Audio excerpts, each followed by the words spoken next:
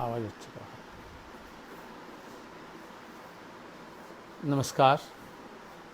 CPIM के हरियाणा राज्य committee के इस फेसबुक पेज लाइव में आप सबका स्वागत है। कमरेड सुरेंद्र मलिक ने, हमारे पुराने मित्र हैं, छात्र युवा आंदोलन के, अभी राज्य सचिव हैं पार्टी के, उन्होंने कहा कि इस स्थिति में जब लोग एक दूसरे से दूरी बनाए रखे हैं, शारीरिक, चूँकि स्वास्थ्य विधि के मुताबिक, तो कम से कम मानसिक दूरी नहीं होना चाहिए, राजनीतिक दूरी नहीं होना चाहिए, संगठनात्मक दूरी नहीं होना चाहिए। और इसलिए ये सामाजिक जो माध्यम है, इसके बदौलत हम एक दूसरे के करीब रह सकते हैं।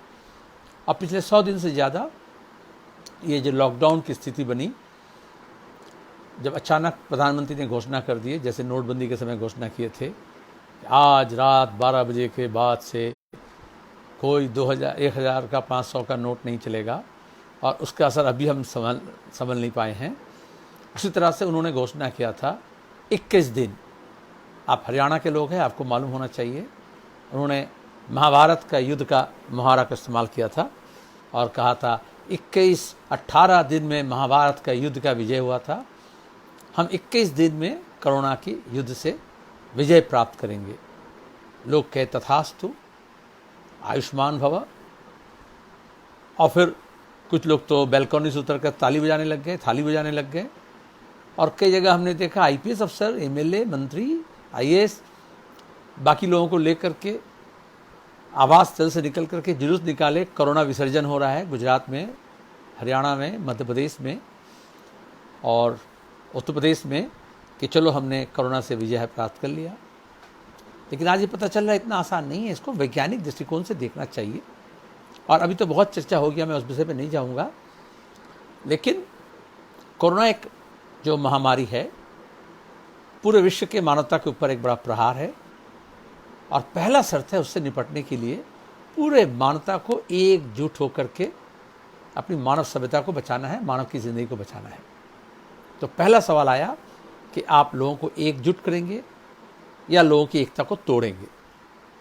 वो तमाम देश, वो तमाम समाज के लोग, वो तमाम क्षेत्र के लोग वो विजय हासिल किए या कर रहे हैं कोरोना के ऊपर, जो लोग एकता के ऊपर बल देते हैं, और जो लोग सामाजिक विघटन करते हैं, राजनीतिक विघटन करते हैं, एकता को तोड़ते हैं। जैसे अभी अमेरिका में आपने देखा, चमड़े के रंग से काला और सादा और बादामी रंग, इसमें जो फर्क किया जाता है, और दूसरा कई कारण है, मैं बाद में आऊँगा, लेकिन अमेरिका भी एक नंबर में है।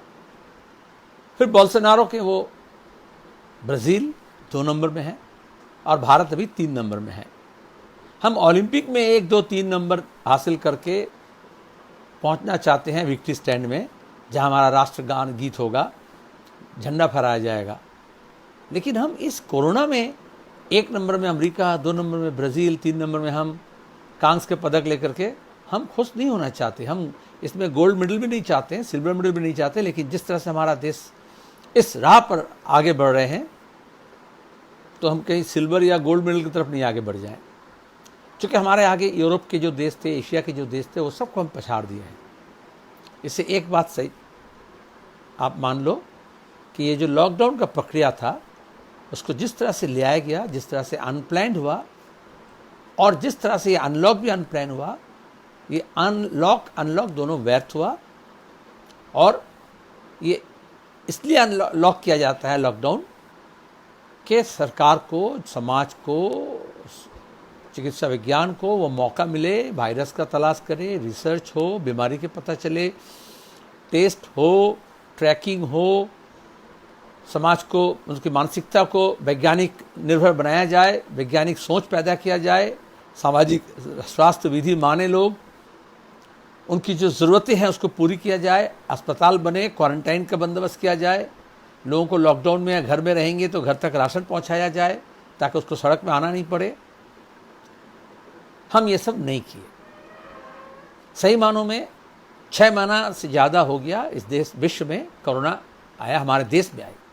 जनवरी के 30 तारीख को केरल में पहला आया। हम जनवरी में आप सबको मालूम है क्या कर रहे थे, फरवरी में क्या कर रहे थे, मार्च में क्या कर रहे थे। ये जो ब्राजील अभी 2 नंबर में है, हम बोल्सोनारो को बुलाए थे गणतंत्र दिवस के पैरेड में चीफ गेस्ट के रूप से। उसके बाद में हम बुलाए थे ट्रंप को नमस्ते ट्रंप करने के लिए, मडेरा वो अहमदाबाद के स्टेडियम में लाखों लोगों को मजमा इकट्ठा करने के लिए, कि ट्रंप को दिखाने के लिए कि ट्रंप के चुनाव में मोदी जी कितना प्रचार कर रहे हैं देश में, और देश की जो गरीबी है उसको ढांकने के लिए 12 साल के मुख्यमंत्री मोदी जी, 6 साल के प्रधानमंत्री मोदी जी, उनके अपने राज्य में एयरपोर्ट से जाते समय ताकि गरीबी को देखने नहीं मिले, विकास को देखने नहीं मिले ट्रंप को, इसलिए वो दीवार बना रहे थे। और बीच में दिल्ली में हंगामा, झमेला, फसाद, गोली मारो सालों को हो रहा था। जब लोग कोरोना के लिए गोली ढूंढ रहे हैं, वैक्सीन ढूंढ रहे हैं, उसमें बीजेपी नेता सब अल्पसंख्यक समुदाय को गोली मारो सालों को बोल करके चीख रहे थे और फसाद बर्पा कर रहे थे। ये सबको मालूम है, आप हरियाणा के लोग हैं, दिल्ली के बाजू में थे। तो पता चला केरल जिस तरह से निपटी, और केरल के स्वास्थ्य मंत्री शैलजा को जिस तरह से पूरे विश्व में आज मान्यता मिल रही है, हमारे देश के स्वास्थ्य मंत्री को क्यों नहीं मिला?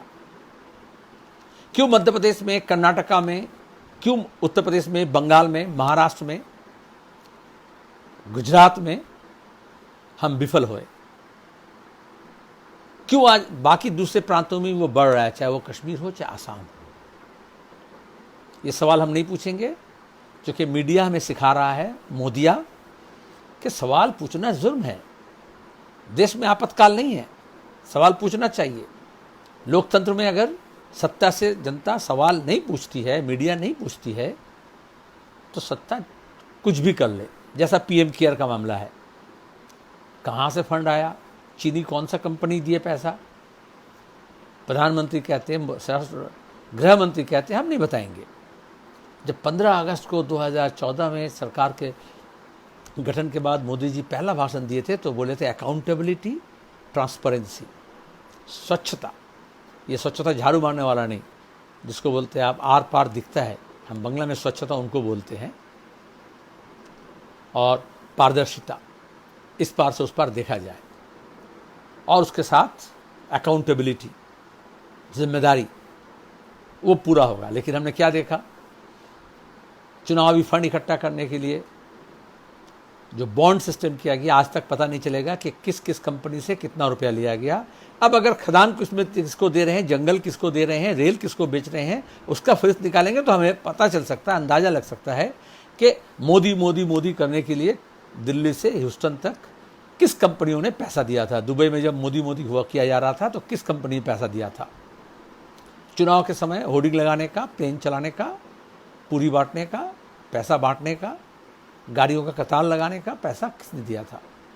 उसी तरह से पीएम केयर में नाम दिया गया पीएम केयर, क्यों? पहला सवाल है हमारे देश में प्रधानमंत्री national relief fund, PMNRF, national disaster relief fund, NDRF है। तो ये अगर एक बहुत बड़ा विपर्य है, तो फिर अलग से आपने प्राइवेट फंड क्यों क्रिएट किया? और वो इसलिए किया कि सीएजी को हिसाब किताब नहीं मांगे। जो सीएजी लेकर के बीजेपी इतना हंगामा करती थी, आज वो सीएजी के सामने नहीं जाना चाहते। जो PSC, पब्लिक अकाउंट्स कमेटी आपने देखा पार्लियामेंट का, उसको वहाँ पे वो सवाल नहीं पूछे जाएंगे। इसी को धांधली किया जाता है, इसी को भ्रष्टाचार किया जाता, कहा जाता है। चूंकि मोदी जी कहे हैं अच्छे कारोबारी के तहत कि हर एक मामले में हमें फ़ायदा ढूंढना है, तो इसमें फ़ायदा ढूंढा जा रहा है। ये जबीर खान लिख रहे हैं, central government is doing work for billionaires not for poors. बेशक हम इसलिए कहते हैं पूंजीपति की सरकार। जो एकाधिकारवाद है वो बड़ा है, और इस समय पे भी आप देखेंगे जब हमारे दिहाड़ी मजदूर, हमारे किसान, हमारे रोज़ाने के मजदूर, हमारे जो यहाँ तक कि IT सेक्टर में जो काम करते हैं, जो छोटे मोटे कारोबार करते हैं, वो सब की स्थिति बिगड़ रहा है। लेकिन हमारे देश के जो बड़े पूंजीपति हैं उनको फ़ायदा ही फ़ायदा पहुँचा। और सरकार अब नहीं कह रही, लेकिन जो 20 लाख करोड़ रुपया का जो 5 दिन 6 दिन का सीरियल बना करके निर्मला सीतारमण ने जो घोषणा की थी, कितने पहुँचे आपके पास? घोषणा तो हुआ था जुमला, तो ये जुमलाबाज सरकार है। हम उस समय भी कहे थे 20,000 करोड़ रुपया भी नहीं, एक केरल की सरकार ये कोरोना से निपटने के लिए, मजदूरों के बाजू में खड़े होने के लिए, किसानों के बाजू में खड़े होने के लिए, पंचायती सिस्टम को इस्तेमाल करने के लिए, स्वास्थ्य संबंधी, सेवा संबंधी कामकाज के लिए, राशन के लिए 20,000 करोड़ रुपया का योजना बनाए थे। उसी समय पता चला था, भारत सरकार कोर्ट तक पहुंचे थे जब केरल सरकार ये कहते कि बैंक का लोन थोड़ा डिले होगा पेमेंट करने का, बिजली का बिल थोड़ा बाद में भरा जा सकता है, कोई किसी को तंग नहीं करे खजाने के लिए इस समय, और सरकार कुछ राहत दे। भारत सरकार कोर्ट तक पहुंच गई थी कि ऐसा नहीं होना चाहिए। लेकिन जो लोग हमारे देश के धन को लूट करके बैंक का दिवाला निकाले हैं, उनको वो पैसा देने का बंदोबस्त कर रहे हैं। अभी जब ज़रूरत थी, खासकर पहला आपने देखा जो प्रवासी मजदूर, जिस दिन लॉकडाउन घोषणा किया गया, लाखों लोग कहाँ जाएंगे, कहाँ ठहरेंगे, जिनका कमाई नहीं है, जिनका राशन नहीं है, जिनका रहने की जगह नहीं है, वो सरकार की सोच नहीं थी। मोदी जी भारतवासी बैल्कनी के बाहर भी रहते हैं, वो उनको ध्यान में दिखाई नहीं मिला। जब आनंद विहार में, जब गुड़गांव में, जब नोएडा में, जब दिल्ली में, जब मुंबई में, जब सूरत में, जब अहमदाबाद में, केरल से लेके कश्मीर तक जब लोग सड़कों पे आ गए कि हमें घर लौटना है, तब आपको ये पता चला देश को कि इतने करोड़ मजदूर हैं, या कहाँ जाएंगे। जो लोग कहते हैं ना पूंजीपति संपत्ति बनाते हैं, ये कोरोना के कालीन समय पे ये प्रमाण हो गया कि संपदा बनाती है मजदूर, किसान। वो अपने रोजी रोटी के चक्कर में जो मेहनत करते हैं, उससे देश का संपद बनता है। और जब एक बार लॉकडाउन हुआ तो कोई पूंजीपति कारखाना नहीं चला पाएगा मजदूर के बगैर, किसान के बगैर कोई खेती में फसल उगा नहीं पाएगा। और इसलिए हम वामपंथी, हम कम्युनिस्ट पार्टी के लोग ये मजदूर और किसान की बात करते हैं। लेकिन पूंजीपतियों ने क्या दिखाया, जब तक वो मजदूर संपदा बनाती है, कारखाने में काम करती है, तब तक उसको उसका पगार है, उसका मेहनत है, कीमत है। और जब हम लॉकडाउन की घोषणा कर दिए तो उनका पगार नहीं, उनका रहने का जगह नहीं, वहाँ से निकालो, उनका राशन नहीं, उनको पहुँचाने के लिए ट्रेन नहीं।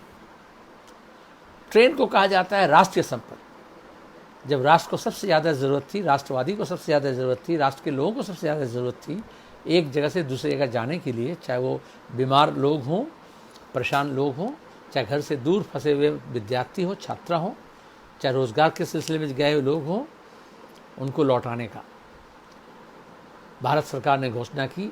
ट्रेन आपके लिए नहीं है, माल ढुलाई होगा लेकिन पैसेंजर ढुलाई नहीं होगा। कुछ लोग समझे स्वास्थ्य विधि के लिए है, लेकिन कुछ नहीं। अभी देखो जब अनलॉक हो रहा है तो कोई स्वास्थ्य विधि माना जा रहा है? लोगों को मजबूर किया गया, 100 से ज़्यादा मजदूर मारे गए, उनके परिवार के लोग मारे गए, आत्महत्या किए, वो रास्ता नहीं है।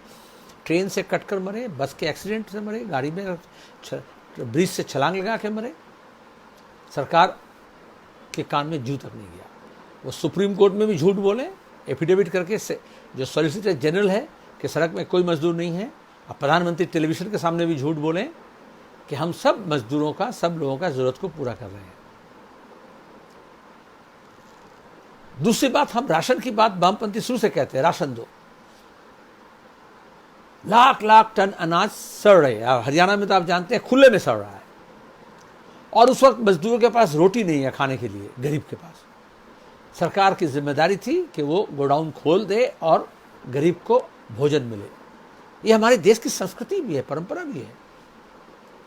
सरकार कही कि अनाज को सड़ाकर हम सैनिटाइजर बनाएंगे, अल्कोहल बनाएंगे, लेकिन मजदूरों को अनाज नहीं देंगे। फिर हम लोगों ने उतरे सड़क में, जैसे राहत कार्य के लिए उतरे, मजदूर हो, किसान हो, विद्यार्थी हो, डीएफआई हो, एसएफआई हो, सीआईटी हो, एआईकेएस हो, हमारे एडवा हो, या जो संगठन नहीं करते हैं, ऐसे लोग जो मानवदर्दी मन रखते हैं, वो सब लोग उतरे और इंसान को बचाने का कोशिश किया। ये है मानवता। जब कोई भी परेशानी होती है तो ये पता चलता है एक दानवीय शक्ति है, एक मानवीय शक्ति है। दानवीय शक्ति लोगों को मारने में उतरते हैं, और मानवीय शक्ति लोगों को बचाने के लिए उतरते हैं। ये तेजपाल खट्टर कह रहे हैं, मेहनत कश को एक होने की ज़रूरत है। तभी आपके अधिकार बच पाएंगे, नहीं तो ये लुटेरी सरकार आपको और आपके अधिकारों को ख़त्म कर देगी। बिल्कुल, ये तो तेजपाल जी ने कह दिया तो तेज़ी के साथ, और सही है। तो इसलिए लोगों को जोड़ना पड़ता है। ये कोरोना से लड़ने के लिए भी मैं शुरू किया था कि एकजुटता प्रदान करना पड़ेगा, और वो कहें कि सामाजिक दूरी बनाए रखो। वामपंथा दक्षिणपंथा में ये फ़र्क है। हम वामपंथी कहते हैं सामाजिक दूरी नहीं, शारीरिक दूरी बनाए रखो और सामाजिक निकटता बनाओ, मानसिक निकटता बनाओ, नहीं तो लोग अकेले पड़ जाएंगे। आदिम काल से लोग जब भी बचने की कोशिश किए हैं, सभ्यता के इतिहास में ये है, हमें इकट्ठा होना पड़ा है, एक साथ होना पड़ा है। लेकिन जो शोषक हैं, जो पूंजीवादी हैं, वो चाहते हैं जो शोषित जनता है वो अलग हो जाए, अलग थलग हो जाए और उनका शोषण चलता रहे। उन्होंने कहा जुलूस नहीं कर सकते, जमायत नहीं कर सकते, मीटिंग नहीं कर सकते, सवाल नहीं उठा सकते, लेकिन वो खदान बेच सकते हैं, वो रेल को प्राइवेटाइज कर सकते हैं, रेल को बंद कर सकते हैं, वो छटनी कर सकते हैं। और अभी एक ने कहा था, अभी हरियाणा में क्या, सब जगह में आप देखो, रेल में देखो, भर्ती में निषेध कर दिए, जॉब फ्रीज। आज पूरे देश में और हरियाणा में भी नए नौजवान का रोजगार का साधन नहीं होगा। ये कोरोना जब आया उससे पहले हमारे देश में आर्थिक स्थिति बिगड़ी हुई थी, कृषि में संकट था, बैंक चौपट हो रहा था, फेल हो रहा था एक के बाद एक बैंक, जीडीपी नीचे जा रही थी, और 50 साल में बेरोजगारी सबसे ऊपर थे। ये आर्थिक जितने परेशानी की हालत में जब ये कोरोना आया तो हमारा तो कमर टूटा हुआ था। बीजेपी वाले मान नहीं रहे थे, वो झूठ बोलते हैं। वित्त मंत्रालय के अफसरों के जरिए, राष्ट्रीय सलाहकार जो है उनके जरिए, आर्थिक सलाहकार है जो उनके जरिए एक के बाद एक झूठ बोला गया कि ये चंद महीने की बात है, सावन भादों का मामला है, अभी ये क्वार्टर में खराब स्थिति है, अगले क्वार्टर में अच्छा हो जाएगा। कैसे होगा अच्छा?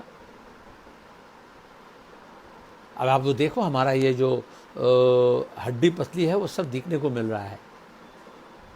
सरकार के पास पैसा है ही नहीं। सरकार बैंक, रिजर्व बैंक का जो रिजर्व था वो पहले वहां से निकाल लिए, 2.25 लाख करोड़ रुपया। वो 20 लाख करोड़ का कहानी सुना रहे हैं, वैसे ही जैसा विदेश से कालाधन ले आएंगे बोले थे, आज तक नहीं आया। जैसे वो बोले थे 15 लाख रुपए आपके खाता में चले जाएगा 2000 के चुनाव में, और नहीं आया। जिस तरह से नोटबंदी करके उन्होंने कहा था, आतंकवाद को खत्म कर दिए, नकली नोट को खत्म कर दिए, भ्रष्टाचार को खत्म कर दिए, कहां खत्म हुआ? और ये सीरीज चल रहा है, ये एक दिन नहीं है। भाजपा और संघ परिवार को ये पहले मालूम होना चाहिए, और लोगों को ये मालूम होना चाहिए कि उनके चरित्र क्या है। वो लोगों को धोखा दे रहे हैं, और ये धोखाधड़ी इस तरह से हो रहा है। जो किसान है, सरकार कही थी 2020 तक हम किसान की आमदनी को दुगनी कर देंगे। हरियाणा में ज़्यादातर किसानी के साथ है, खेती के साथ जुड़े हुए हैं। आप बोलो सरकार सच कही थी या झूठ कही थी? अब वो नहीं कहती ये बात। पिछले साल बजट में कहा गया था कि ये 5 ट्रिलियन इकोनॉमी होगा। अब सरकार वो बात नहीं करती, हमें याद दिलाना पड़ेगा। जिस तरह से विदेश से कालाधन लाने की बात नहीं करती, अब कालाधन की बात करती नहीं है। आप अपने बटुआ में देखो, हर रंग के नोट मिलेंगे, लेकिन अखबार में, टेलीविजन में, राजनीति में, संसद में कालाधन का चर्चा नहीं है। मोदी जी आने के बाद रंग बिरंगी नोट बना दिए हैं और कालाधन को भुला दिए हैं। वो कालाधन गया कहाँ? वो कालाधन वाले लोग गए कहाँ? अब ये जो कहा जा रहा है ना, खदान को बेचा जाएगा, वो पैसा लिया जाएगा। हाँ, अब ये एफडीआई की बात आई, आत्मनिर्भरता का नारा, लेकिन एफडीआई को बढ़ावा। ये सही कहा मलिक जी ने, शमशेर मलिक ने, अच्छा कहा शमशेर जी ने।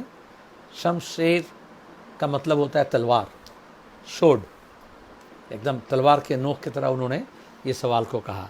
मोदी जी इसी दौरान भाषण में कहे आत्मनिर्भर भारत बनाना है, और संघ परिवार और मीडिया लग गया, अरे ये ज़िंदगी में पहली बार सुना। ऐसा नहीं है। आज़ादी की लड़ाई में ये बीजेपी वाले हिस्सा नहीं लिए थे, चाहे वो भगत सिंह, अशफाकुल्लाह, चंद्रशेखर आज़ाद हों, चाहे हमारे देश के आदिवासी हों, किसान हों, चाहे वामपंथी हों, चाहे गांधी जी के नेतृत्व में अहिंसा आंदोलन करने वाले हों। ये सब लोग ये कहते कि आज़ाद भारत होने से, स्वाधीन भारत का मतलब है हम स्वनिर्भर होंगे, सेल्फ रिलायंस, नेहरूवियन इकोनॉमी को जो कहा जाता है वो सेल्फ रिलायंट इकोनॉमी।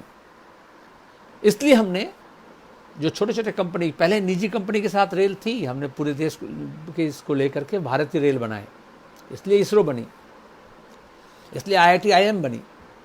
हम नेहरू के खिलाफ बहुत से बारे में हैं, लेकिन एक बुनियादी जो ढांचा बनाने का था कि अपने पैर में खड़ा होना है आज़ाद हिंदुस्तान को, कोई मदद करने वाला नहीं है। सोवियत रशिया कुछ मदद किए थे, अमेरिका मदद करने वाले नहीं थे, इसलिए हमें अपने आप में खड़ा होना है। तो हमें अक्सर इंदिरा गांधी तक हम ये भाषण सुनते थे कि हमें बीज में स्वनिर्भर होना है, हमें खेती में, अनाज में स्वनिर्भर होना है, हमें ऊर्जा में स्वनिर्भर होना है। हमारी पीढ़ी जब हम बड़े हो रहे थे तो ये बार बार सुन रहे थे। अंग्रेजी में इसको कहा जाता है सेल्फ रिलायंस। ये हाइफेनेटेड वर्ड है, सेल्फ स्व और रिलायंस निर्भर। मोदी जी क्या किए? आत्मनिर्भर का मतलब क्या है? वो स्वनिर्भर नहीं बोलते, चूँकि वो ये हाइफेन को हटा दिए, हाइफेनेटेड को हटा करके उन्होंने एंड लगा दिए, सेल्फ एंड रिलायंस। अपना मतलब मोदी जी का, संघियों का और रिलायंस का, ये दोनों का भलाई करना उनका लक्ष्य है। तो आज ये सेल्फ रिलायंस इकोनॉमी नहीं है, ये सेल्फ और रिलायंस के लिए है। और इसलिए हम वामपंथी कहते हैं जब तक हम समाज के लिए, देश के लिए और उसके लिए समता के लिए लड़ना है, और वो समता तब तक नहीं होगा कायम जब तक हम एकता के लिए लड़ेंगे। जो समानता के लिए नहीं है वो एकता के लिए नहीं है, और उल्टे तरफ से आप देखोगे जो एकता के विरोधी है वो समानता के भी विरोधी है। और इस देश में ये खाई बढ़ रहा है, पूरे विश्व में बढ़ रहा है, अमीर और गरीब का, पूरे विश्व में। तो ये जो खाई बढ़ रहा है, ये कोरोना में और ज़्यादा ये सामने स्पष्ट हो गया। जो लोग पूंजीवाद का मतलब ये समझते थे कि विकास, ये विकास पुरुष का जो विकास, अगर समानता नहीं होगा, और विकास का मतलब अगर शिक्षा, स्वास्थ्य, यातायात, खेती, रोजगार ये नहीं होगा तो रिलायंस की पूंजी तो बढ़ रहे हैं, मोदी जी जियो जियो करेंगे। और एक ही देश में आप केरल में देखो, हम कोरोना से लड़ पाए चूँकि 1957 में जो पहला कम्युनिस्ट सरकार बनी है नामोदीपात के नेतृत्व से, तब से हमने शिक्षा के ऊपर बल दिए। तो केरल 100% लिटरेसी, महिला पुरुष के अंदर समानता पैदा की। तीसरा है हम वहाँ पे जो अलग अलग धर्म, जाति, जनगोष्ठी हैं वो सबकी एक एकता पैदा की है। ऐसे बहुत सी बात है जो आपको मालूम है या तो मालूम करना पड़ेगा कि एक ही देश के अंदर क्यों इतना अंतर है। और यही राजनीति का सवाल है। राजनीति का मतलब ये नहीं जैसे अभी कोरोना से पहले हो रहा था कि गोमूत्र सेवन करो, वो अवैज्ञानिक सोच है। आज जब कोरोना इतना बढ़ रहा है तो जो गोमूत्र पार्टी कर रहे थे हरियाणा में और दिल्ली में और उत्तर प्रदेश में, उनसे पूछिए अभी क्यों नहीं है? कि अभी हमारे गांव के में हमारे गाय का बैल पेशाब नहीं है? अरे कोई अगर अपने सेवन करते हैं तो ठीक है, लेकिन कोई अगर ये कहे कि इसको सेवन करोगे या गोबर में आप स्नान करोगे तो फिर आपको बीमारी नहीं होगा। अब क्यों बोल रहे हैं सैनिटाइजर चाहिए? अब क्यों बोल रहे हैं कि टेस्ट करना पड़ेगा? अब क्यों बोल रहे हैं कि पीपी पहनना पड़ेगा, गोबर स्नान नहीं? तो ये वैज्ञानिक सोच, एक सामाजिक चेतना, दो वैज्ञानिक सोच, तीसरा संगठन। सिर्फ सरकार नहीं, सरकार और जनता के बीच में संगठन का जो जुड़ाव। इसलिए पूरे केरल की जनता एक साथ मिल करके इसको लड़े और कामयाब बने। और जहां ऐसा नहीं हुआ, अंतर्राष्ट्रीय स्तर पर भी आप देखिए, वियतनाम चीन के बाजू वाला देश है। जो लोग ये कह रहे हैं कि चीन की वजह से हुआ, तो चीन के साथ लगा हुआ देश है वियतनाम। वहां एक की भी मृत्यु नहीं हुई कोरोना में, वो रोक पाए। हो ची मिन्ह के नेतृत्व में जो सामाजिक बंधन तैयार हुआ था, जो राजनीतिक दृष्टिकोण पैदा हुई थी, और जो वो लड़ाई लड़े साम्राज्यवाद के खिलाफ पूरे जनता, उसका जो धरोहर पैदा हुआ, जो अमरीकी साम्राज्यत को परास्त किए वो जनता, कोरोना को भी परास्त कर सकते हैं। और जो साम्राज्यवाद से दोस्ती कर रहे हैं वो कोरोना से क्या लड़ेंगे, खुद साम्राज्यवाद तो अस्त व्यस्त है। तो वो जनता के बीच में एक वो लड़ने का एक चाहत पैदा करना पड़ता है।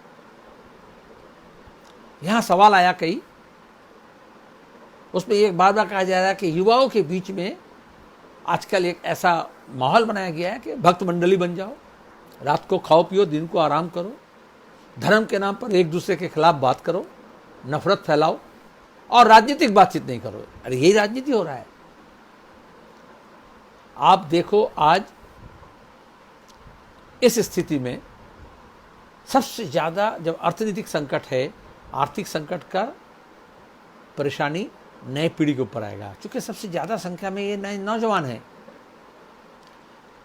पिछले 6 साल में रोजगार को साधन को बढ़ाया नहीं गया, रोजगार प्राप्त नहीं हो रहा है। और फिर आप हरियाणा के लोग आप जानते हो, नए पीढ़ी को नशे के में डाला जा रहा है। तो एक तरफ आप कहोगे 2 साल में 2 करोड़ बेरोजगार को नौकरी देंगे, दूसरी तरफ रेल के नौकरी में जो लोग परीक्षा दिए, राज्य सरकार के अलग अलग परीक्षा दिए रोजगार के लिए, उनका रिजल्ट नहीं निकालोगे बरसों से, उनका भर्ती नहीं करोगे, भर्ती में रोक लगाओगे, तो वो नौजवान जाए कहाँ। इसलिए हम ये युवा पीढ़ी को कहते हैं कि स्थिति को पहले समझना पड़ेगा, फिर स्थिति को बदलना पड़ेगा। और ये बदलने का काम अकेले हो नहीं सकता, इसलिए लोगों के अंदर जुड़ाव पैदा करना पड़ेगा। मैं कभी DFI का काम करता था, उस वक्त हरियाणा में जाता था अक्सर।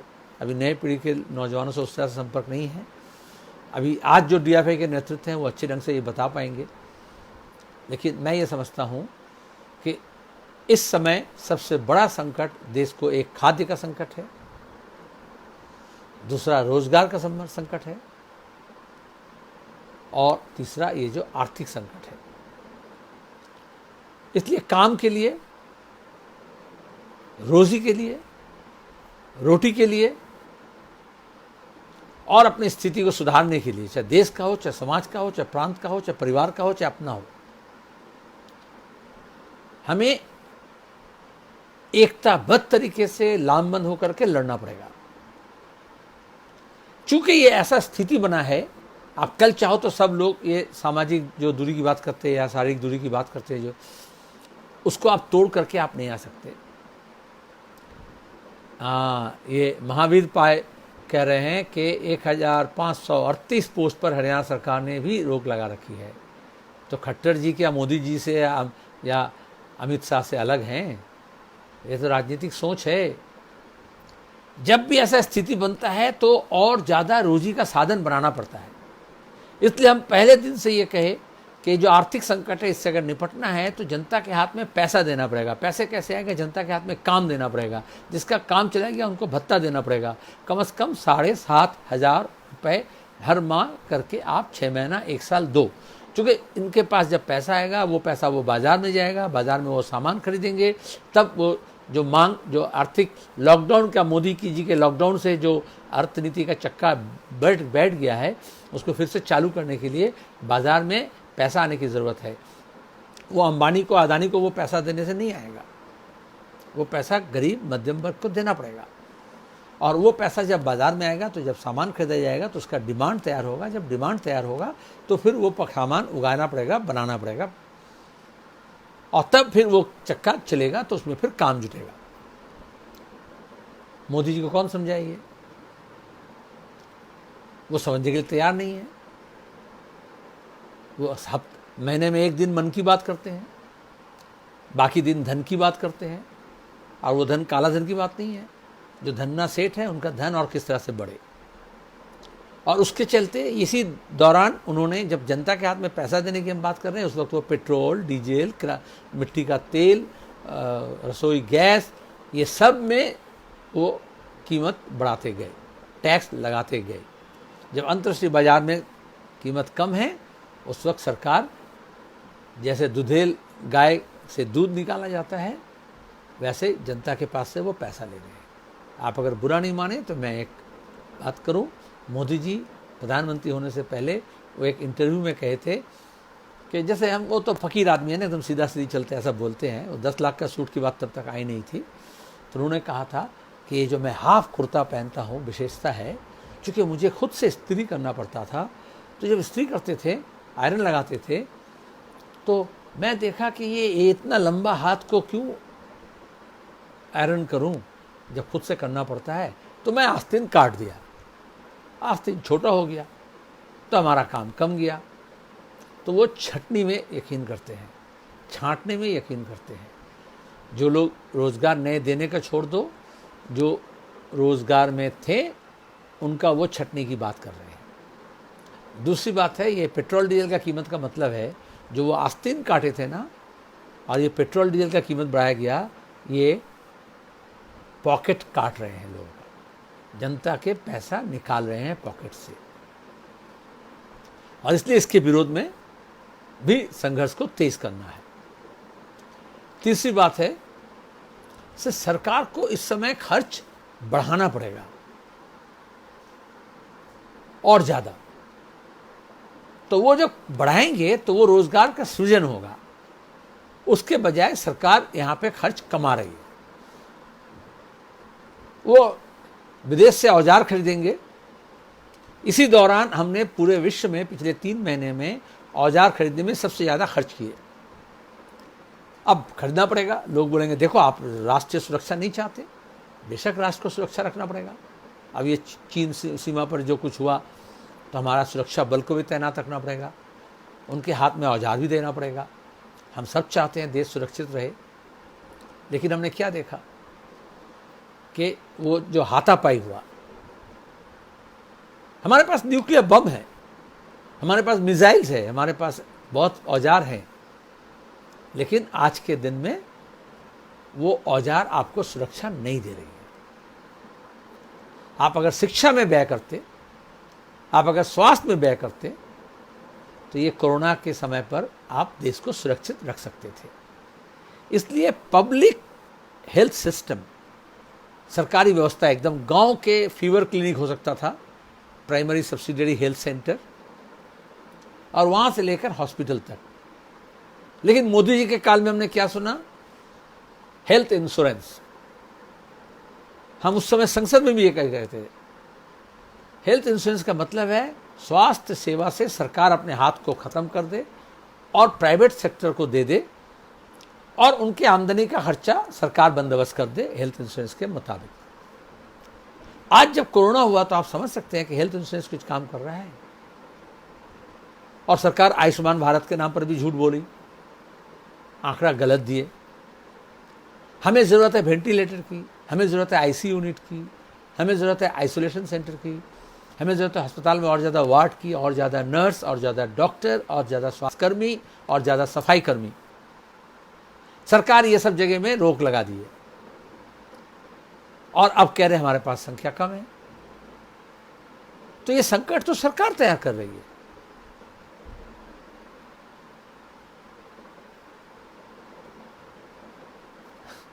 ये कुमार शिवम ये कह रहे हैं, मैं नहीं, हमारे सुरक्षा बल ही काफ़ी है, लेकिन आरएसएस वाले बोले थे ना, आरएसएस के प्रधान मुखिया, कि 3 दिन लगेगा हम सीमा में पहुंच जाएंगे। 15 जून के बाद अभी 1 महीना होने वाला है, कोई आरएसएस वाले सीमा पर नहीं पहुंचे। वो सब भाषणबाजी होता है। प्रधानमंत्री तक अपने भाषण में चीन शब्द नहीं बोलता है। ये सब सीपीएम के खिलाफ गाली देने के लिए चाइना चाइना करते हैं। जब एक दिन टेलीविजन चैनल में आए, सब लोग इंतजार कर रहे थे प्रधानमंत्री कुछ घोषणा करेंगे, चाइना के बारे में बोलेंगे। 56 इंच के छाती वाले चाइना नहीं बोले, वो चना बोले। 5 किलो चावल और 1 किलो चना। देश के संकट के समय ये रामविलास पासवान भी बोल सकते थे, राशन मंत्री, और आपके प्रांत के खाद्य मंत्री भी बोल सकते थे।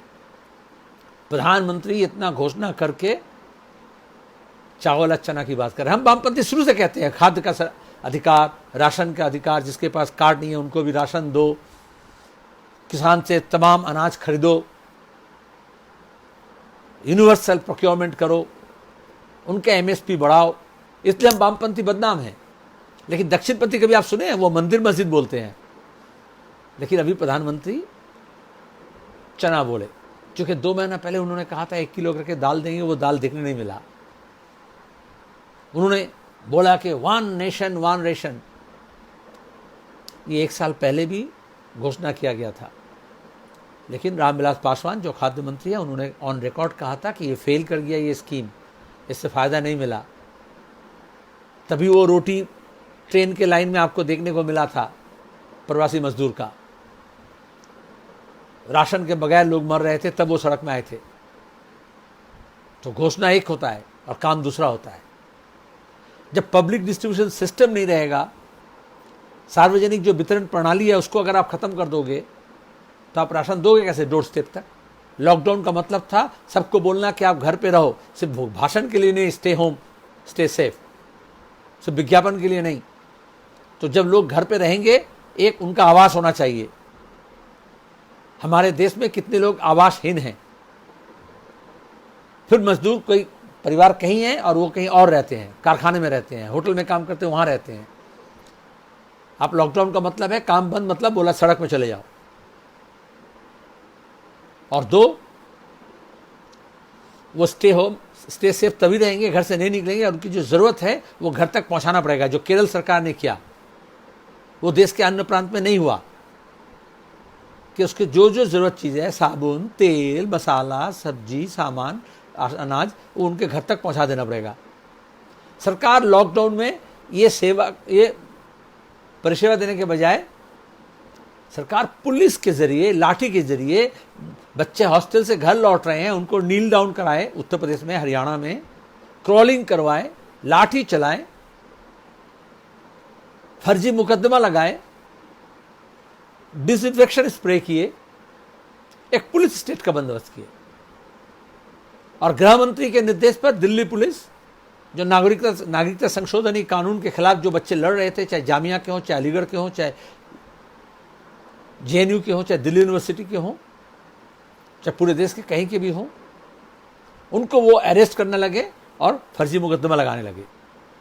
उससे पहले टेलीविजन चैनल, मीडिया, ये जमात, वो क्या बोलते हैं, तबलीग जमात, निजामुद्दीन, ये लेकर चर्चा में लग गए। और फिर सोशल मीडिया में लगा कि ये सब्जी इससे मत खरीदो, ये फल उससे मत खरीदो। जब लोग भूखे मर रहे हैं, जब लोगों को सामान चाहिए, तब वो कह रहे हैं किससे खरीदना किससे नहीं खरीदना। पुराने सब रिकॉर्ड निकाल करके वो दिखा रहे थे, फर्जी फोटोशॉप करके। और ये लोग देशभक्त बनते हैं। हमने देशभक्ति भी देखा। चुनाव के वक्त 56 इंच का छाती जो लोग समझे थे, ये 56 इंच का छाती किसी व्यक्ति का नहीं है। कोई भी व्यक्ति का 56 इंच छाती नहीं होता, भैंस का होता है, गाय का होता है। लेकिन चुनाव में यह माल बेचा गया, जैसे साइन बोर्ड लगाया जाता है ना, कोई भी पैकेट के ऊपर लिखा जाता है सामान बेचने के लिए। बाद में पता चला वो 56 इंच टेलीविजन का स्क्रीन का साइज है, प्रधानमंत्री का छाती का साइज नहीं है। और इसलिए हमने आज देखा कि प्रधानमंत्री गलती से भी नाम नहीं ले रहे हैं। जो संघ परिवार वाले वो फेसबुक में और व्हाट्सएप में घुस करके चीन करते हैं ना, उनसे पूछो कि मोदी जी कितने बार गए थे चीन। जब वो मुख्यमंत्री थे तो उन्होंने कहा था कि हम चीन से ही सौदा करना पड़ेगा, गुजरात चीन के सहारे बड़ा होगा। अच्छी बात है, हम बुरा नहीं मानते। वो चीनी भाषा में, जो चीनी बॉयकट बोल रहे हैं ना, वो अपने विजिटिंग कार्ड चीनी भाषा में ले गए थे। यहां तक कि उनका जो ऐप सब इस्तेमाल किए वो सब भी चाइनीज। वो जो बीजेपी मिस कॉल में बोला ना मेंबरशिप का, वो भी चाइनीज ऐप में था। अभी जब भारत का मैप को संभालना है तो वो चीनी ऐप्स की बात कर रहे हैं। इसी को बोलते हैं ढकोसला, इसी को कहते हैं तमाशा। और अब ये कह रहे हैं कि 130 करोड़ लोगों को मिलकर के हमें, बेशक, तो आज जब कह रहे हो कोई भी परेशानी होता है देश के सामने, तो 100 30 करोड़ लोग को एक साथ होना है। तो आप नागरिकता संशोधनी कानून के नाम पर क्यों कह रहे थे 10 करोड़ को निकालना है, बंगाल से 2 करोड़ को निकालना है, भाषा देख करके, धर्म देख करके उसको राष्ट्रहीन बनाना है? तो ये 130 करोड़ से 10 करोड़ अलग तो नहीं कर रहे अभी आप? ये एकता के खिलाफ है। तो नौजवानों को जैसे अपने रोजी रोटी की लड़ाई लड़ना है, वो लड़ाई हम नहीं लड़ सकते अगर हम एक साथ होकर के नहीं लड़ते हैं। राष्ट्र प्रेम का मतलब ये नहीं है कि कौन कितना जोर से चीख करके नारा दे रहा है। राष्ट्र प्रेम का मतलब है एक, जब साम्राज्यवादी शासन हमारे देश में चल रहा था उस वक्त कौन लोग देश को आज़ाद करने के लिए अपनी जान को निछावर किए और कौन लोग अंग्रेज़ की गुलामी को माने और दलाली किए। 2 आज़ादी के बाद देश के करोड़ों लोगों को कौन लोग एक साथ कर रहे हैं और कौन इस देश की जनता को एकता को तोड़ रहे हैं। 3, कौन इस देश के किसान, इस देश के मजदूर के लिए हक के लिए लड़ रहे हैं और कौन विदेशी पूंजी को ले आकर के FDI के नाम पर हमारे देश के अपनी जो राष्ट्रीय उद्योग है, हमारा जो कृषि है, हमारा जो जंगल है, हमारा जो जमीन है, हमारा जो खादान है, वो लुटेरों के हाथ में दे रहे हैं। 4, राष्ट्र का मतलब होता है राष्ट्रवासी। राष्ट्रवासी में मर्द भी हैं, औरतें भी हैं। कौन लोग हैं जो ये नारी और पुरुष के एकता, समानता को यकीन करते हैं कि सबका समान हक है, और कौन ये कहते हैं कि नारी और पुरुष में फ़र्क होना चाहिए, नारी को अधिकार समानता का देंगे नहीं। ये सब एक एक यार्डस्टिक है। तो नौजवानों को ये समझना पड़ेगा, हमारे दिल और दिमाग में कुछ ऐसे सोच भर दिया जाता है। अभी मैं शिक्षा के बारे में कहूँगा, अभी आप देखो परीक्षा नहीं हो रहे हैं, ये लेकर के काफ़ी परेशानी है। इसी दौरान UGC का नया ऑर्डर आया है और शिक्षा को एक तरफ से महंगा किया जा रहा है, कमर्शियल किया जा रहा है, और जो आदिवासी, अनुसूचित जाति, अल्पसंख्यक, महिलाएं, ग्रामवासी जो शिक्षा के मौका को इस्तेमाल कर रहे हैं, सविता ये कह रही, how can we bring and encourage new leaders and supporters to join and work for the party and make party stronger. हाँ, मैं इसी बात में सविता मैं आ रहा हूँ। तो मैं ये कह रहा था कि इस वक्त ये देखना पड़ता है कि शिक्षा के अधिकार को हमें बचाना है। वो शिक्षा के अधिकार को छीन रहे हैं। वो नहीं चाहते कि हमारे देश के लोग शिक्षित हो। वो चाहते हैं व्हाट्सएप यूनिवर्सिटी में वो एक लाइन करके आएगा और अशिक्षित लोग रहेंगे तो उनको गुमराह करने में आसान होगा, अफवाह फैलाने में आसान होगा। अगर मोदी जी बोल दिए कि एंटायर पॉलिटिकल साइंस में हम MA किए हैं तो बाकी भक्त जो है वो मान लेंगे, क्योंकि उनको मालूम ही नहीं होगा एंटायर पॉलिटिकल साइंस कहीं नहीं पढ़ाया जाता है। अगर मोदी जी बोल देंगे कि 5 ट्रिलियन की इकोनॉमी होगा तो बाकी भक्त मंडली बोलेंगे हाँ 5 ट्रिलियन इकोनॉमी होगा। उनको ये मालूम नहीं होगा कि 5 ट्रिलियन में कितना शून्य होता है। अब रही बात कि ये संकट से एक रास्ता सूझता है, वो है ये जो पीढ़ी जो इस संकट के दौरान में फंसे। हर दौर में ऐसा होता है, विश्व का इतिहास इस बात की गवाही देती है। मार्क्सवादी भी ये कहते हैं कि हर दौर जैसा नया नया चुनौती पैदा करता है, उसी तरह से वो पीढ़ी उस चुनौती से निपटने के लिए वो रास्ता ढूंढते हैं। और जो लोग ये समझे थे कि चलो मोदी जी है तो सब मुमकिन है, ये नया पीढ़ी के अंदर ये सोच पैदा होगा कि ये संभव नहीं है, हमें अपना रास्ता ढूंढना पड़ेगा, निकालना पड़ेगा। एक, अगर दशा को परिवर्तन करना है तो दिशा को परिवर्तन करना पड़ेगा। दूसरी बात यह है तो किस दिशा में हम जाएं। तो हमने कहा जो पिछले 20-30 साल हमारे देश में आर्थिक उदारीकरण में लूट जैसा बढ़ा, गरीबों का शोषण जैसा बढ़ा, अमीर और गरीब का घाई जैसे बढ़ा, आर्थिक संकट जिस तरह से बढ़ी, उसी तरह से आप ये देखो हमारे देश में मंदिर, मस्जिद, हिंदू, मुसलमान, जात पात, सावर्ण, उच्चवर्ण, निम्नवर्ण ये बोल कर के लड़ाई लड़ाया गया और वो बढ़ा। इसलिए हमें एक साथ होना पड़ेगा एकता के लिए। और ये कोरोना में सिखाया कि हम अकेले नहीं बच सकते, हमें सबको लेकर के बचना पड़ेगा। और एक झूठ आज भी प्रमाण हो गया, अभी धारावी का बस्ती जहाँ लोग झोपड़पट्टी में रहते हैं, वो मान रहा है कि किस तरह से एकजुटता और विधि मानने से लोग वहाँ पे कोरोना से लड़ पाए। और अमिताभ बच्चन, हम उनका चाहते हैं कि इस संकट से उनका मुक्ति हो, स्वस्थ बने, उनके परिवार के लोग, उनको कोरोना के ये बीमारी लगा। तो जो लोग ये समझते हैं ये गरीबों की वजह से हो रहा है, काम करने वाली बुआ आ रही है उसके लिए हो रहा है, बस्ती से आ रहे हैं, झोपड़पट्टी से आ रहे हैं उनका हो रहा है, तो वैसा नहीं है। बल्कि जो हर्ड इम्यूनिटी है, एक साथ जो लड़ते हैं, एक साथ जो निपटते हैं, उनके अंदर एक जैसा सद्भावना पैदा होता है वैसा एक संभावना पैदा होता है, एक साथ जीने का, जिंदगी से निपटने का और साथ साथ मौत से लड़ने का। दूसरी बात कि हम पार्टी में, जो सविता का सवाल आया, दूसरे लोग भी ये सवाल पूछे फेसबुक में, नए पीढ़ी को किस तरह से ले आए।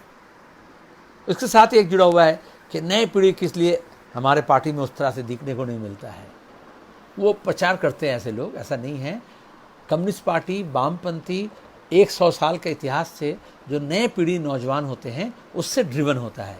इसलिए देखो जवाहरलाल नेहरू विश्वविद्यालय आप देखें, हरियाणा में, राजस्थान में आप देखो, छात्र आंदोलन देखो, हिमाचल में देखो, जहाँ भी जिस कॉलेज में जहाँ छात्र संघ है, चाहे हैदराबाद में हो चाहे हिमाचल में हो, वहाँ वामपंथी राजनीति है। वो इसलिए छात्र संघ नहीं करने देते, इसलिए चुनाव नहीं करने देते, छात्र राजनीति के विरोध में है। वो छात्रों को या तो पैसा दे करके हो, या बंदूक दे करके हो, या जात पात के नाम पर हो, या धर्म के नाम पर हो, भाग कर ले जाना चाहते हैं। क्योंकि हमें इडियोलॉजी ड्रिवन विचार सैद्धांतिक रूप से समझना पड़ता है। हम वामपंथी इसके ऊपर बल देते हैं। कोई एक नेता के पीछे पिछलग्गू होने से काम नहीं चलेगा। नई पीढ़ी को उसको उसकी दिशा को ठीक करने के लिए दशा को समझना पड़ेगा।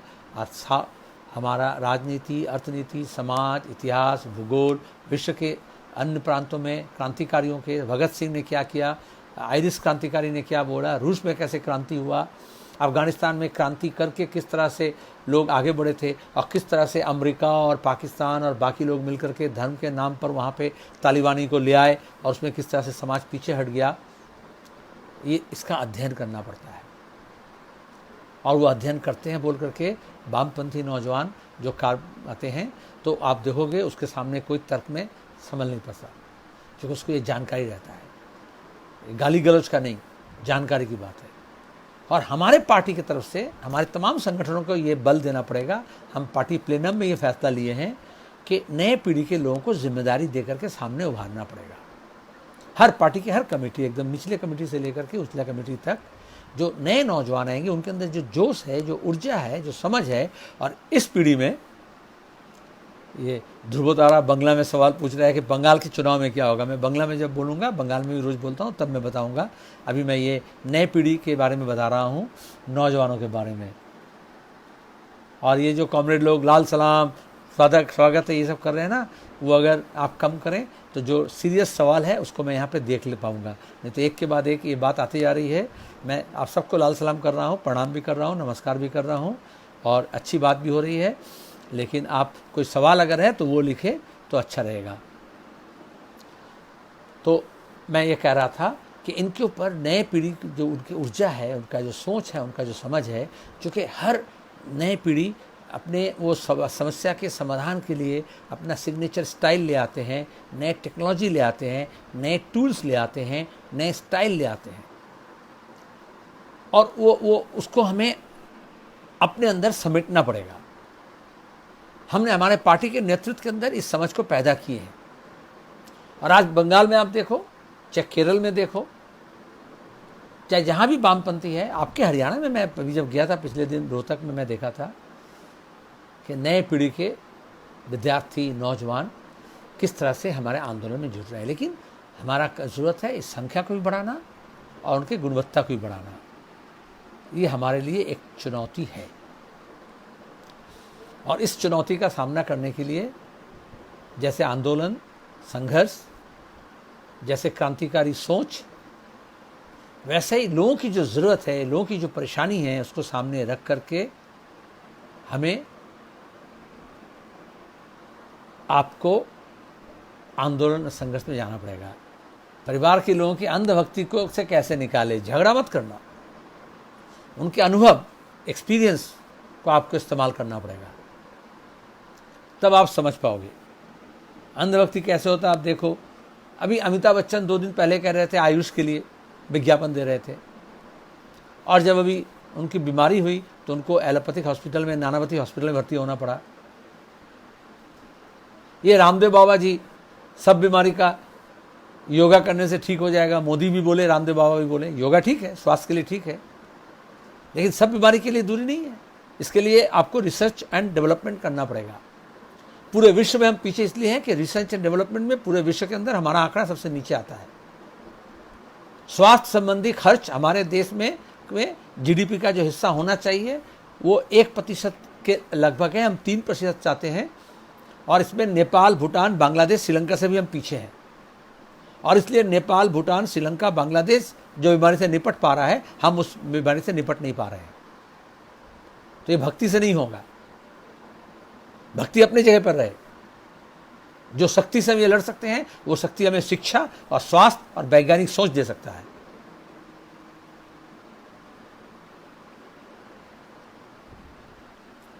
ज़्यादातर कॉमरेड के घरों में नहीं, कॉमरेड पटेल, ज़्यादातर लोग, चूँकि पूंजीवादी समाज में ऐसा होता है, दखियानुसी जो सोच है वो हमारे शिक्षा में, हमारे सामाजिक वातावरण में, हमारे पारिवारिक वातावरण में, हमारे धार्मिक दृष्टिकोण में, वो हमारे दिमाग के अंदर कूट कूट के भरा जाता है।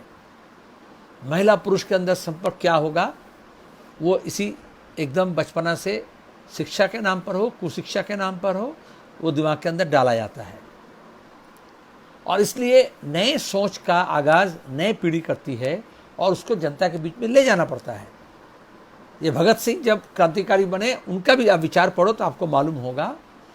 वो क्रांतिकारी सोच को ये बोले कि वो लेनिन की कहावत है कि नए पीढ़ी जो होते हैं वो वार्तावाहक होते हैं, मैसेंजर होते हैं। तो ये मैसेज को किसानों के अंदर, परिवार के अंदर, गांव के अंदर, मजदूरों के अंदर ले जाना पड़ता है। इसलिए नौजवान संगठन को मजबूत करना पड़ता है, क्योंकि एज ए मैसेंजर वो इस नए सोच को, नई बात को ले जाते हैं। जैसे अभी अंधभक्ति ये कहा कि पूरे विश्व में मोदी जी हैं और कोई है नहीं। अभी ये कोरोना के समय पर लोगों के पास ले जाना पड़ेगा कि पूरे देश में कौन कौन देश है जो कोरोना से निपट करके आगे बढ़ पाया और किस तरह से मोदी जी फेल कर रहे हैं, किस तरह से वो पैसा कमाने में लगे हुए हैं, धांधली में लगे हुए हैं, पीएम केयर के नाम पर पैसा इकट्ठा किए हैं, और किस तरह से लोगों को अस्पताल में जगह नहीं मिल रहा है। ये लोग अपने अनुभव से जब समझेंगे। मैं एक उदाहरण देता हूं, ट्विटर में उत्तर प्रदेश के एक ट्विटर अकाउंट जो भक्त था, नौजवान, उसका मार्च में ट्विटर है, ट्वीट किया जो बोलता है ना, मोदी मोदी मोदी। अप्रैल में जब कोरोना हुआ, लॉकडाउन हुआ, जोगी जब लाठी चला रहे थे, मार रहे थे खूब, तो बोले ये जोगी जी ही कोरोना से लड़ सकते हैं, पुलिस को पूरा ताकत दिए हैं, डंडा मार रहे हैं। मई में उन्होंने कहा पूरे विश्व में भारत आगे है और हम लॉकडाउन सफल हुआ, मोदी जी को धन्यवाद। वो सब तिथि नक्षत्र देख करके, सब डेट देख करके लॉकडाउन बढ़ाया गया, घटाया गया। अब जो है हम कोरोना से निपट गए। जून के पहले महीने में, हफ्ते में उन्होंने ट्वीट किया कि मोदी जी, हम आपके भक्त थे, लेकिन हमें हमारे कंपनी से स्लिप मिला है, पहले तनख्वाह आधा किया गया था और अब क्या गया, तुम घर में बैठ जाओ, अगर ज़रूरत पड़ेगा तो तुमको बुलाया जाएगा। मेरी नौकरी चली गई।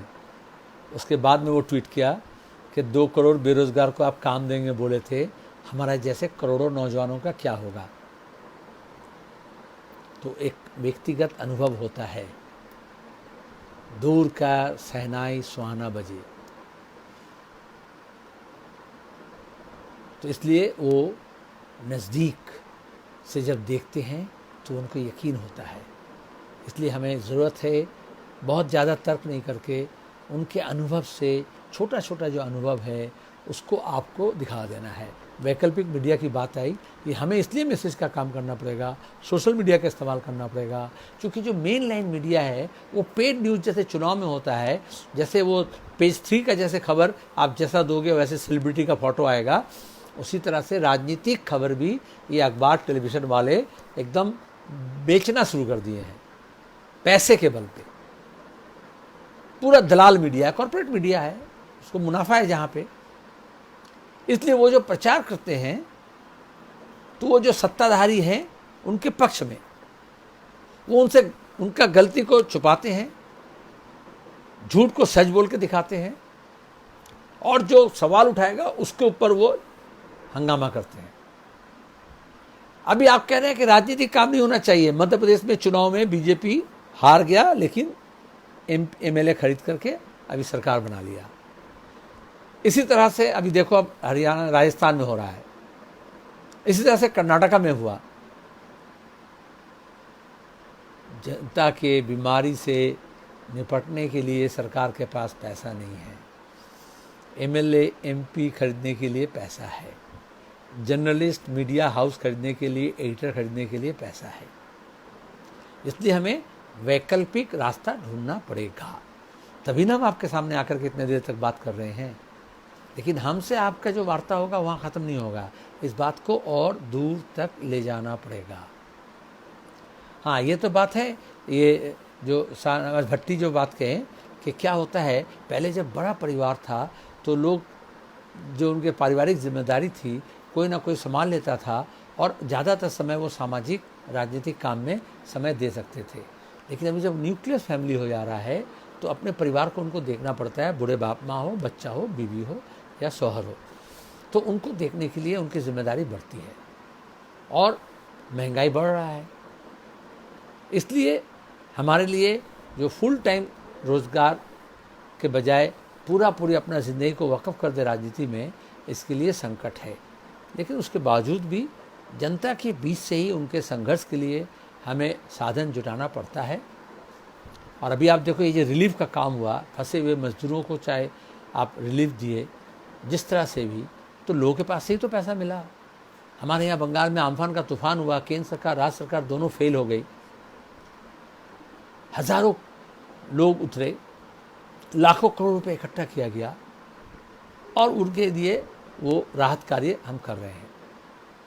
हम इस देश में वामपंथी आंदोलन शुरुआत से ही, जब भी सूखा पड़ा, जब भी फसाद हुआ, जब भी युद्ध हुआ, जब भी कोई और भी परेशानी का संभव आया, तो हम स्वास्थ्य हो, खाद्य हो, ये लेकर के जैसे मांग किए वैसे हमने सेवा मूलक काम भी किए। ये बेशक क्रांतिकारी काम नहीं है, लेकिन क्रांति का काम आगे बढ़ सकता है अगर आप जनता के लिए, जनता के परेशानी के वक्त उनके साथ आ सकते हैं, और तब जनता के ऊपर वो भरोसा, जनता भरोसा तैयार होता है हमारे ऊपर, और वो फिर सहायता लेकर के आगे बढ़ते हैं। तो हमको वो संसाधन जुटाना पड़ेगा, चाहे लोक बल हो चाहे अर्थ बल हो। हम तो ये बड़े बड़े कंपनियों का देश को बेच करके उनसे पैसा लेकर चुनाव नहीं लड़ते, हमें देश को बचाना है। देश को बेचने वाले के पास कमीशन रहेगा, देश को बचाने वाले के पास जनता के साथ से हमारे को साधन जुटाना पड़ेगा। ये शिवम ने कह रहा कि ट्विटर में कम से कम 10 घंटा ट्विटर में एक्टिव रहना पड़ेगा, ऐसा नहीं है।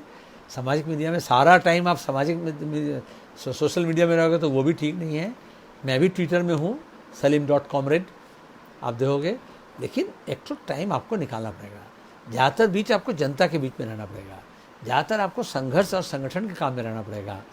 लेकिन उस काम को आगे बढ़ाने के लिए और उस काम की बात को आगे बढ़ाने के लिए आपको सोशल मीडिया में, जो लोग सोशल मीडिया में एक्सपर्ट्स हैं, ऐसे कुछ लोगों को ज़्यादा वक्त देना पड़ेगा और बाकी लोगों को उसके साथ जुड़ा रहना पड़ेगा।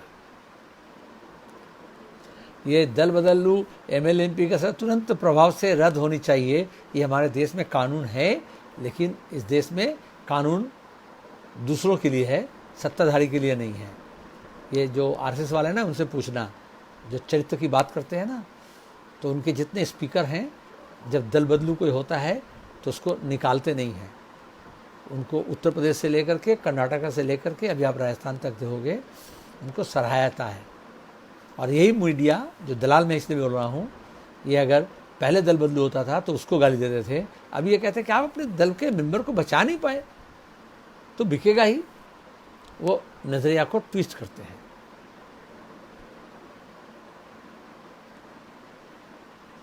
अरशद खान ये कह रहा है कि हमारे पार्टी में अन्य पार्टियों की तरह कार्यकर्ताओं का सहयोग नहीं दिया जाता है। ऐसे अगर कोई स्पेसिफिक है तो उस जिला, उस एरिया, उस क्षेत्र का, उस संगठन के बारे में आप अपने उस संगठन के जो नेतृत्व है उसके साथ संपर्क साधेंगे। ऐसा नहीं है। हमारा पार्टी कार्यकर्ताओं का पार्टी है। मैं पॉलिट ब्यूरो का मेंबर हूँ, लेकिन एक अदना सा कार्यकर्ता, और पॉलिट ब्यूरो के मेंबर सभी एक्टिविस्ट हैं, सभी कार्यकर्ता हैं और सभी नेता हैं, लेकिन उनको अलग अलग जिम्मेदारी दी जाती है और जो जितना उस जिम्मेदारी को निभाता है उसको उस तरह से जिम्मेदारी उसके ऊपर और सौंपी जाती है। और ये अगर सही ढंग से नहीं हो रहा है तो वो खामी है, वो कमज़ोरी है। उसको दूर करने के लिए हम पार्टी प्लेनम में बातचीत किए हैं और उसको हम लागू कर रहे हैं। और आप हरियाणा में हो या अन्य प्रांत में हो, जिस ज़िले में हो, वहाँ अगर स्पेसिफिक ऐसा मामला है तो वो संगठनात्मक पहलू है, उसको भी हम बेशक हमें सही करना पड़ेगा। लेकिन इसके ज़रिए मैं आपको ये बता सकता हूँ कि कार्यकर्ता के बल से ही हमारे कामकाज आगे बढ़ता है और हमारी पहचान बढ़ती है। सीताराम येचुरी क्या बोले, मोहम्मद सलीम क्या बोले, उससे गांव में कोई असर नहीं पड़ता अगर गांव तक, गांववासियों के पास हमारी बात नहीं पहुंचती है और उनको हम लामबंद करके उनके सवालों को लेकर हम अगर संगठन और संघर्ष नहीं बनाते हैं। मैं काफ़ी देर तक बात की और अभी कई सवाल और भी रह गया। रोज़ाना आपका ये फेसबुक लाइव हो रहा है, अलग अलग संगठक नेता आपसे बात कर रहे हैं और एक ही बात को रोज़ाना दोहराने की ज़रूरत नहीं है। अलग अलग विषय पर लोग बात कर रहे हैं। मैं इतना कह सकता हूँ कि इस देश का भविष्य और विश्व का भविष्य और पूरे मानव सभ्यता का भविष्य युवा पीढ़ी होते हैं। युवाओं के अंदर ये एहसास होना चाहिए और हमारे अंदर भी ये एहसास होना चाहिए। और ये चे का ये कहना है, चेक पेवारा का, कोई भी संगठन अगर नए पीढ़ी के साथ उनका नाता जुड़ता नहीं है तो वो संगठन आगे नहीं बढ़ता। तो क्रांतिकारियों का एक बड़ा जिम्मेदारी है नए पीढ़ी के साथ ये नाता बनाना और जोड़ना। और दूसरी बात ये है कि हम आज के इस संकट के स्थिति में जो जो समस्या हमारे सामने है उसका विकल्प वामपंथियों के पास ही है। और दक्षिण पंथा और पूंजीवाद पूरे विश्व में फेल हुआ, हमारे देश में भी फेल हो रहा है। जो लोग ये कह रहे थे कि खुद बचने से पार हो जाओगे, अब ये पता चल रहा है कि खुद आप नहीं बच सकते, सबको लेके बचना पड़ेगा। समानता के आधार पर, एकता के आधार पर हमें क्रांतिकारी सोच लेकर आगे बढ़ना पड़ेगा और पूंजीवाद का जो संकट है उससे निपटने के लिए समाजवाद के रास्ते को हमें अपनाना पड़ेगा। युवा पीढ़ी को ये सोच, उनके अंदर न उदारवादी सोच पैदा किया गया था कि तुम्हारा भी होगा, तुम भी अनिल अंबानी बन जाओगे, मुकेश अंबानी बन जाओगे, लेकिन ऐसा होता नहीं है। हमें एक अच्छे नागरिक बनना पड़ेगा। नागरिक जो अधिकार है उसको हमें छीनना पड़ेगा, हम अकेले छीन नहीं सकते। इसलिए लोकतांत्रिक तरीके से हमें लोकतांत्रिक ढंग से संगठन को जुड़ाव पैदा करना पड़ेगा लोगों के बीच में। और लोकतांत्रिक आंदोलन, जनतांत्रिक आंदोलन, जनवादी आंदोलन जब आगे बढ़ेगी, मजदूर, किसान, महिला, उनकी जो समस्या है, उनकी समस्याओं के समाधान के साथ साथ हमारे नए पीढ़ी, नौजवान, उनका जो रोज़गार, उनका जो अशिक्षा, उनका आवास का जो संकट है, जो समस्या है, उसको भी हम दूर कर पाएंगे। चलो, जय भगवान ने शुक्रिया अदा किया, मैं भी आप सबको का शुक्रिया अदा करता हूँ। धन्यवाद। लाल सिंह।